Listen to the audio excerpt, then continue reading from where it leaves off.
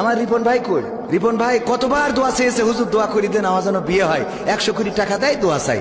দোয়া করে দিয়েছে, বিয়ে হয়েছে, আলহামদুলিল্লাহ, আমার দোয়া কবুল হয়েছে। আমার ফোন করি ফিরাই খবর নাই, হুজুর কেমন আছেন? হঠাৎ করে বলছে আপনি সাতক্ষীরায় আসবেন কবে? কেন? তা বলছে আবার দোয়া করতে হবে। কে? তা বলছে সে বউ চলি গেল। সে রিপন আমার সাথেই কইছে, আর পিছনে আছে, ওর ভয়তে আর এখন আসে না, কারণ এরপরে আবার দোয়া করে দিছি। এইবার বউটার থেকে গেছে, এমনকি ঈদি গেল তাও 2 দিন পরে বাড়ি চলে গেছে। এখন আলহামদুলিল্লাহ বলছে হুজুর আপনি আসলে আমার সাথে আসে, সাতক্ষীরায় আসলে আসে, কারণ ও দোয়া করে দিয়েছে, বিয়ে হয়েছে আলহামদুলিল্লাহ। হ্যাঁ, তো এই জন্য অসুবিধা নেই। তো যুবকদের বিয়ের দরকার আছে না নাই?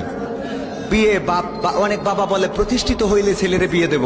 বাবা বিয়ে করিল কয় বছরে, এটা আগে খতিয়ে দেখা দরকার, ঠিক না বে ঠিক? বাবা প্রতিষ্ঠিত হয়েছিল কিনা।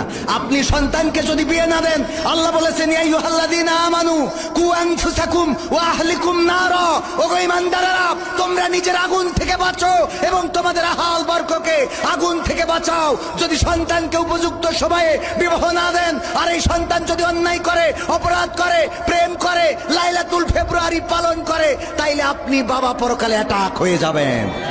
যুবকরা কও ঠিক না বেঠে? হ্যাঁ, তা নাহলে তোকে বিয়ে দেবে।